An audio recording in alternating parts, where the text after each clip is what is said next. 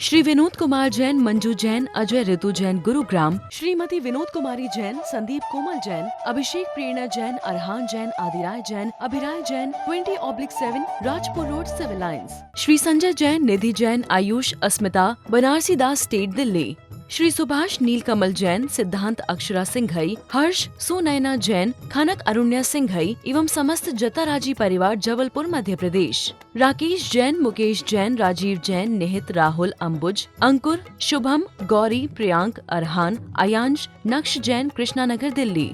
शांति धारा के लिए संपर्क करें 9784857991। किसी भी राशि के लिए कोई आग्रह नहीं है। अति प्राचीन मनोरथपूर्ण मुनि सुव्रतनाथ अधीक्षक क्षेत्र, हस्तेड़ा, जयपुर से 65 किलोमीटर की दूरी पर सीकर रोड पर स्थित है। यहाँ 880 वर्ष प्राचीन विक्रम संवत 1209 1008 श्री मुनि सुव्रतनाथ भगवान की भव्य प्रतिमा विराजमान है। यह अधीक्षक क्षेत्र प्रवासी समाज द्वारा संचालित है।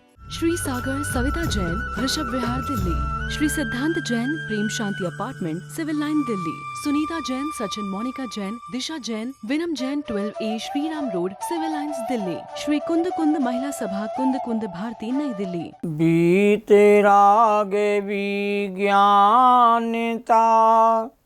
तीन भुवन में सार, नमः त्रियोग समार के, शिव स्वरूप शिविकार, शिव स्वरूप शिविकार।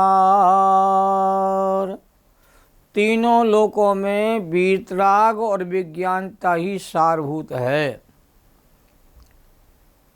वीतर विज्ञानता के अलावा जगत में और कुछ भी सारभूत नहीं है। यह मंगलाचरण के माध्यम से विशाल और मार्मिक संदेश दिया गया है।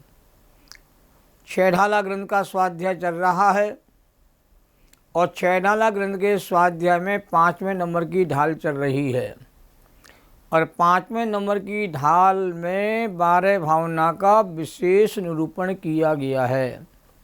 भावना भवनाशिनी होती है।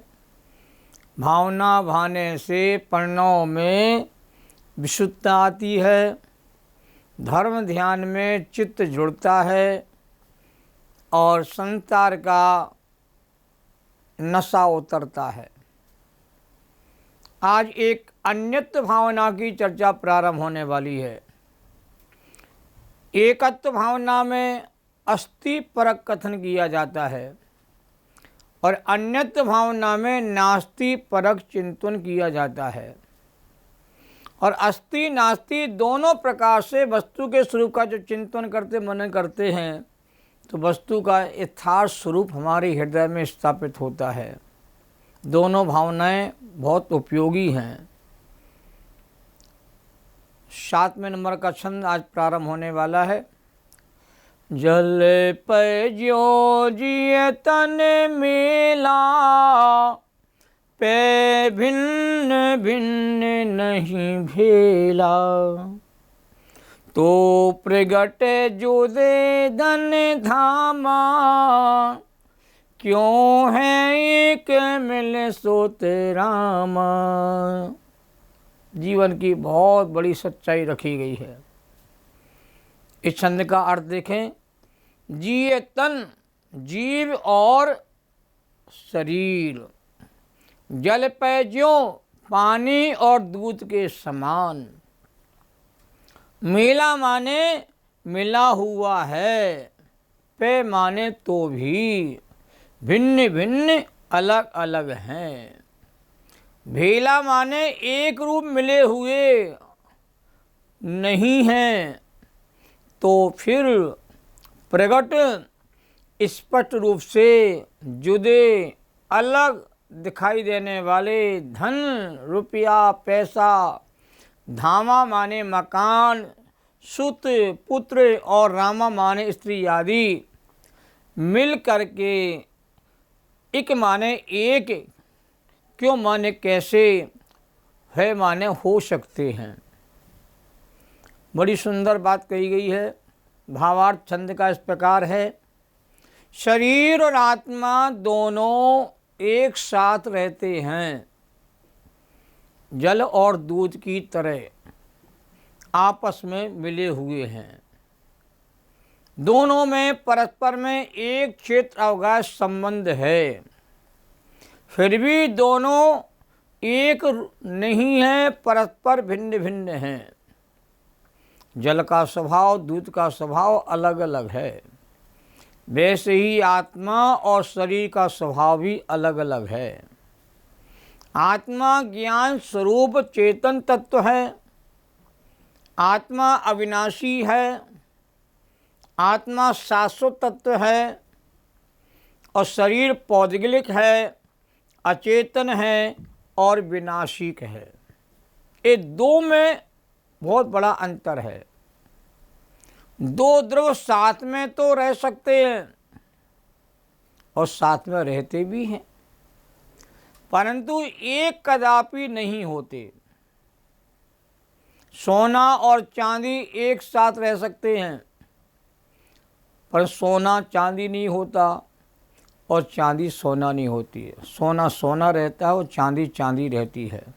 ऐसे दूध दूध रहता है और जल जल रहता है। जल दूध नहीं होता और दूध कहते जल नहीं होता।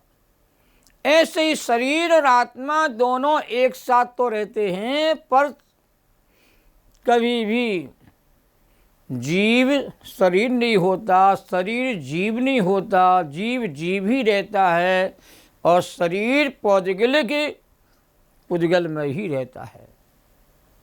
सभी द्रव अपने अपने स्वरूप में रहते हैं, सभी द्रव अपने अपने गुण पर्यायों में रहते हैं, सभी द्रव अपने सौ चतुष्टय में रहते हैं।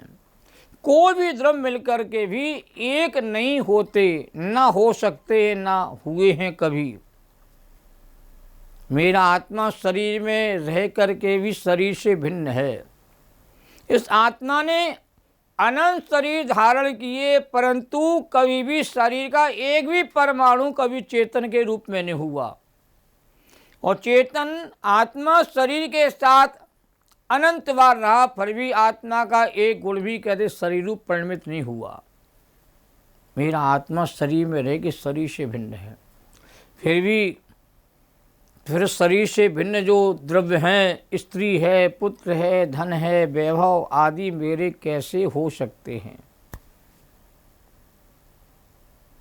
जिनके प्रदेश भिन्न भिन्न होते हैं वे कदापि एक नहीं होते। प्रदेश भिन्नता है तो वस्तु की भिन्नता वहाँ आसानी से पहचानने में आ जाती है। जब मैं शरीर से भिन्न हूँ तो शरीर से पृथक स्त्री पुत्र आदि बाह्य परिग्रह मेरे कैसे हो सकते हैं। मेरे आत्मा से पृथक सभी द्रव भिन्न भिन्न हैं। ऐसा चिंतन बार बार करना, इसका नाम ही अन्यत्व भावना है। अन्यत्व भावना में नास्ति परक चिंतन है और एकत्व भावना में अस्ति परक चिंतन है।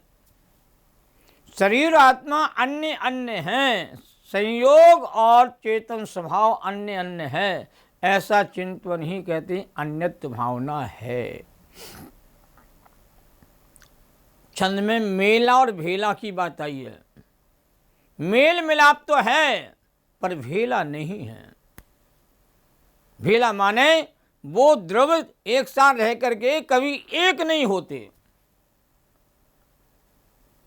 ये वस्तु की स्वतंत्रता है, स्वाधीनता है कि सारे पदार्थ मिलकर के कहते हैं एक साथ तो रह सकते हैं। ऐसा आकाश का कोई प्रदेश नहीं है जहाँ 6 द्रव्य साथ में ना रहते हों, पर साथ में रह करके सब अलग अलग रहते हैं, अपने अपने स्वरूप में रहते हैं, अपने अपने गुण पर्यायों में रहते हैं और अपने द्रव क्षेत्र काल भाव में तिष्ठते हैं। कोई भी कहते अन्य रूप ना हुआ है, ना होता है, ना कहते कभी हो सकता है। शरीर आत्मा का संबंध जल और दूध की तरह मिला हुआ है। एक क्षेत्र अवकाश संबंध कहा जाता है इसको। एक होता तादात्म्य संबंध, गुण और गुणी का संबंध है, तादात्म्य संबंध है। शरीर आत्मा का संबंध है, तादात्म्य संबंध नहीं है, ये संयोग संबंध है।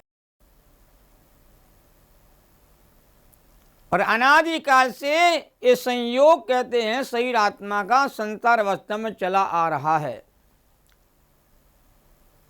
फिर भी लक्षण और स्वभाव से दोनों कहते भिन्न भिन्न हैं।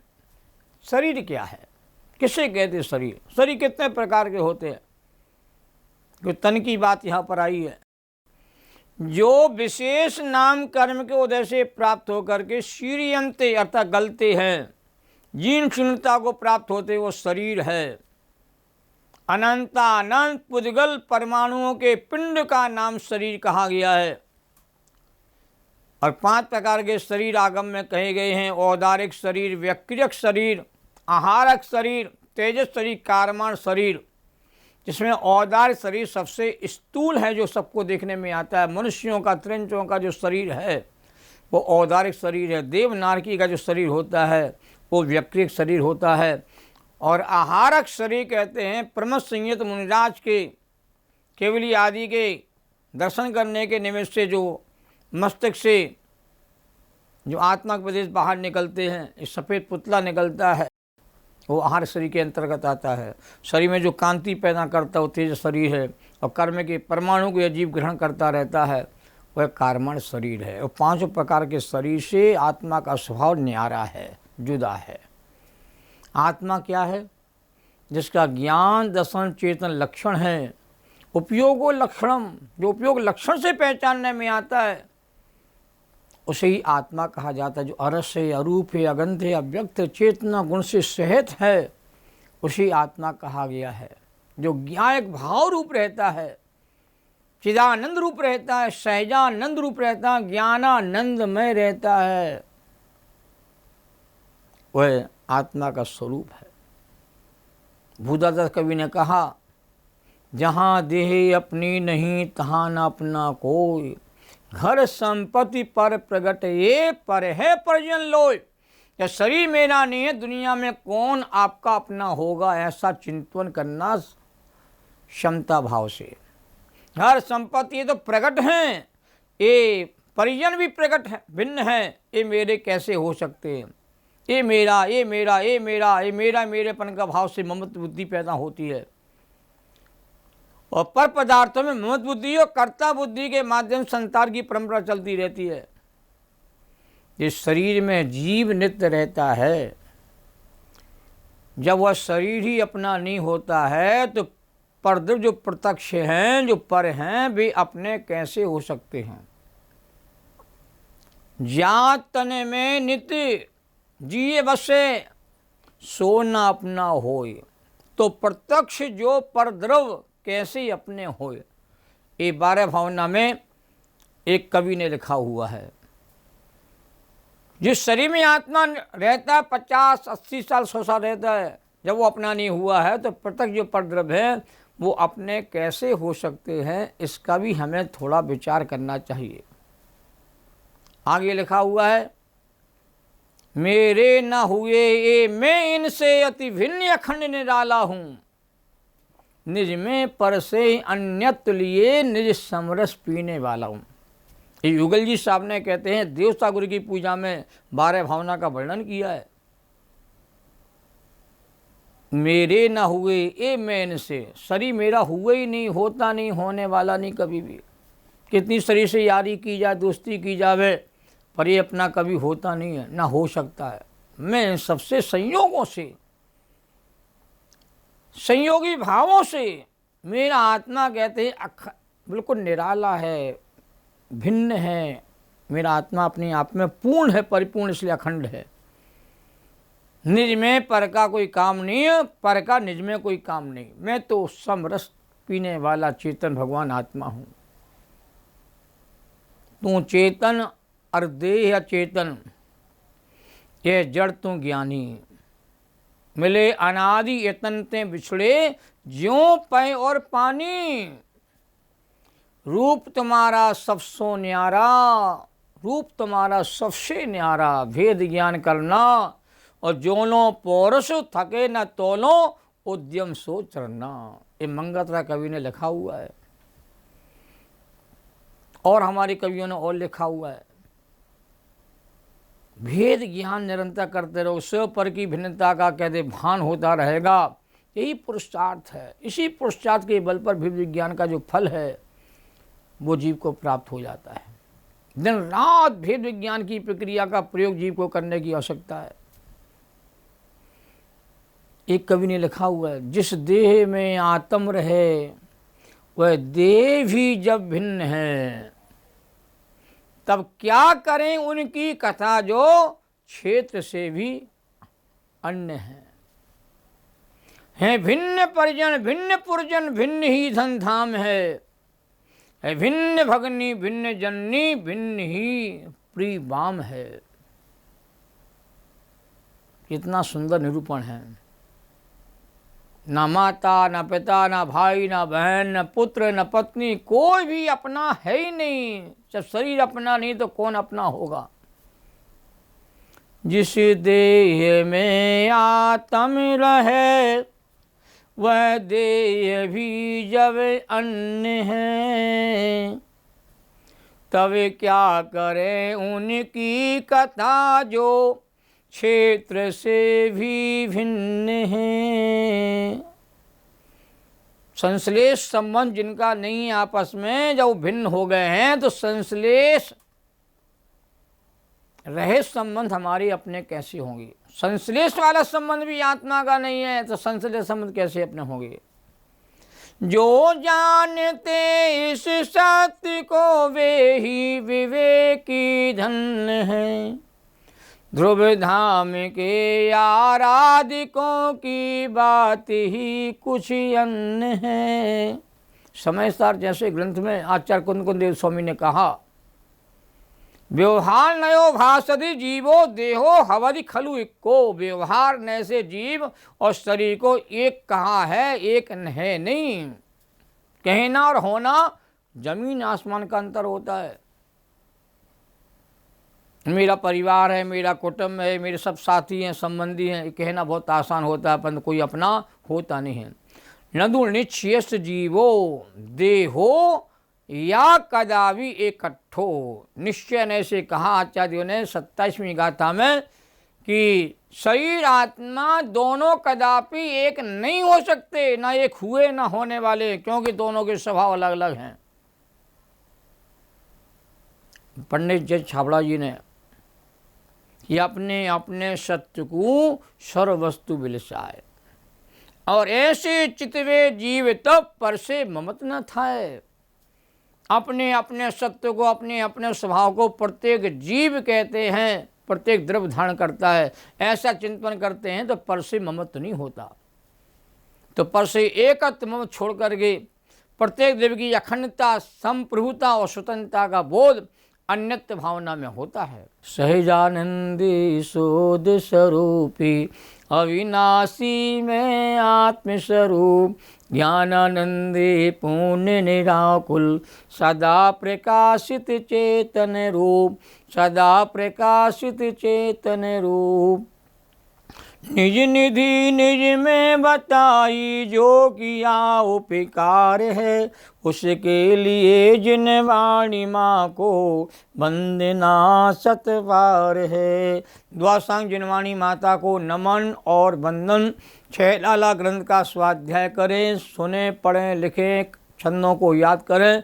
जीवन कहते आपका सफलता की ओर अग्रसर होगा।